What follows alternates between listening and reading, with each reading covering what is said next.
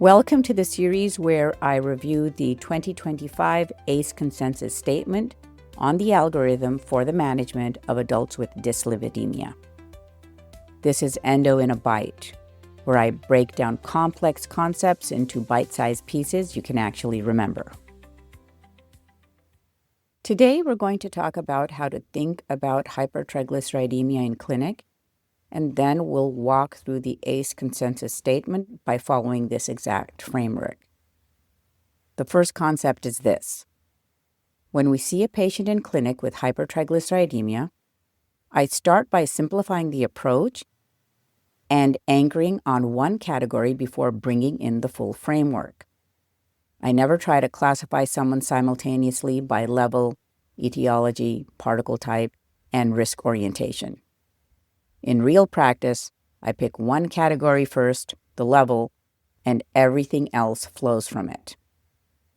The level tells me the dominant medical risk immediately, whether ASCVD risk or pancreatitis risk is the priority, and it guides what dietary and medication changes must happen during that visit. So in clinic, the starting point is a level-based classification. Mild, 150 to 199 milligram per deciliter. Moderate, 200 to 499 milligram per deciliter. Severe, 500 to 884 milligram per deciliter. And very severe, 885 and above. Once I identify the level, then I bring in the other categories. Etiology tells me the cause, secondary, polygenic, or chylomicronemia, and I assess that after the level. Particle type tells me whether the biology is VLDL-driven or chylomicron-driven, which influences diet, risk assessment, and whether extreme fat restriction is needed. Risk orientation tells me the clinical priority. ASCVD risk dominates below 500 milligram per deciliter, and pancreatitis risk dominates at 500 or higher. Risk orientation is derived from the level. So in clinic, the level is the anchor, and etiology, particle type, and risk orientation are layered on top to guide management decisions. For example, if a patient presents with triglycerides of 612 milligram per deciliter, the category is severe hypertriglyceridemia. That level alone shifts my priority towards pancreatitis prevention. Etiology prompts an evaluation of alcohol intake, diabetes control, medications, and diet. Particle type suggests mixed VLDL and chylomicrons, but the classification anchor remains severe hypertriglyceridemia. Now, let's move to the ACE Consensus Statement. Plasma triglycerides concentrations vary significantly within a single individual, and recent dietary intake strongly affects results. Recommendations should ideally be based on more than one measurement, including at least one fasting value. Addressing underlying causes is central to management. A careful review of medications that may contribute to hypertriglyceridemia is essential. Lifestyle interventions that target obesity and persistent hyperglycemia in individuals with diabetes will help reduce plasma triglycerides.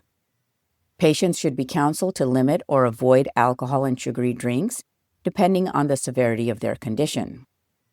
Dietary non-adherence is the most common cause of persistently high triglycerides, and necessary lifestyle changes should be emphasized at every clinic visit. Hypertriglyceridemia is associated with increased ASCVD risk. In mild or moderate hypertriglyceridemia, levels from 150 to 499 milligram per deciliter, the primary treatment priority is ASCVD risk reduction. LDL cholesterol remains the main therapeutic target based on the patient's individual risk profile. In this range, triglyceride-carrying particles are predominantly VLDL, or remnants of hepatic origin, which shift attention toward the pathways involved in increased VLDL secretion or clearance. Patients should minimize alcohol, sugary drinks, and high glycemic foods. Diabetes and insulin resistance are common contributors and should be optimally controlled. Dietary fat intake should be limited to no more than 1/3 of total caloric intake in mild or moderate hypertriglyceridemia, with further restriction of saturated and trans fats. Alcohol and sugary drinks should also be limited. For fasting triglyceride levels between 500 and 884 mg per deciliter, ASCVD prevention remains important, but lowering the triglycerides to reduce the risk of hypertriglyceridemia-induced acute pancreatitis becomes equally critical. This becomes especially true as levels reach or exceed 885 mg per deciliter, where the clinical priority shifts towards pancreatitis prevention. Eliminating underlying causes remain essential. Immediate reduction in dietary fat intake is required to reduce the postprandial triglyceride load and decrease competition in plasma clearance. Alcohol should be avoided completely when triglycerides are 500 mg per deciliter or higher. Once levels exceed 885, the risk of pancreatitis rises substantially and severe fat restriction becomes mandatory. Fat intake should be restricted to less than 15 to 20 grams per day, not percent, per day, though maintaining this long-term is challenging and typically requires dietetic support. If such severe fat restriction is needed chronically to keep triglycerides below 885 mg per deciliter and calorie intake becomes inadequate, medium-chain triglycerides and essential fatty acid supplements may be added to prevent nutritional deficiencies.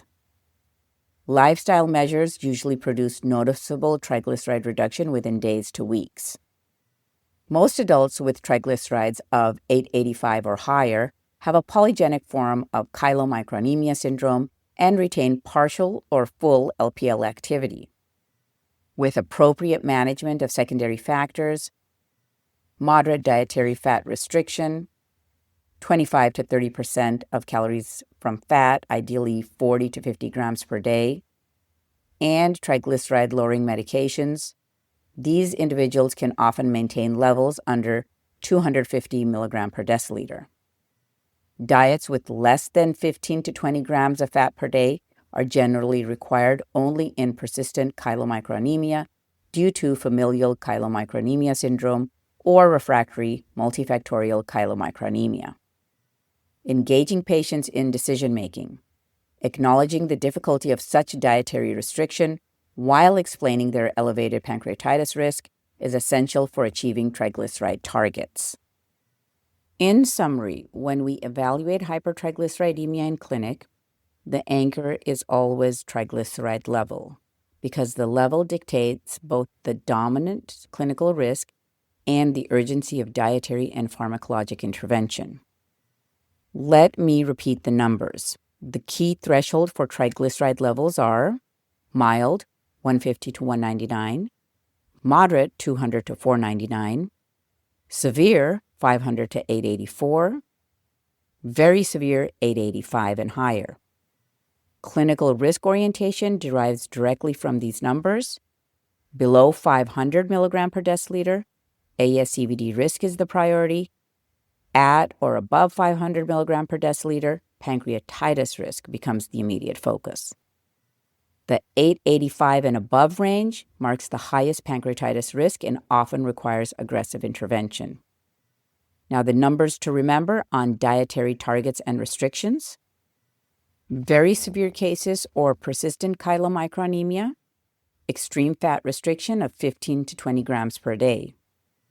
Polygenic chylomicronemia with residual LPL activity, moderate restriction of 40 to 50 grams per day. The management goal is to maintain triglycerides under 250. Broader dietary guidance, limiting fat to 25 to 30% of total calories. And mild or moderate hypertriglyceridemia, keep fat intake to no more than 1/3 of total calories. This was another bite-sized episode of Endo in a Bite. If a detail went by too quickly, don't worry. I've prepared the notes for you. Visit www.easyendoprep.com to sign up for the weekly newsletter and have all the key pearls delivered straight to your inbox. You can also purchase the full board review course there for deeper learning and ABIM exam preparation. Remember, stay consistent, and together we'll work through the ACE consensus statement on the algorithm for the management of dyslipidemia, one bite at a time.